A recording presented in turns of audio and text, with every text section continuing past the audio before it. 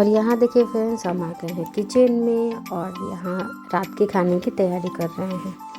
और रात को काफ़ी लेट भी हो गया था, मेरे हस्बैंड को भूख भी लग गई थी क्योंकि वो मॉर्निंग में अच्छे से खाना नहीं खाए थे।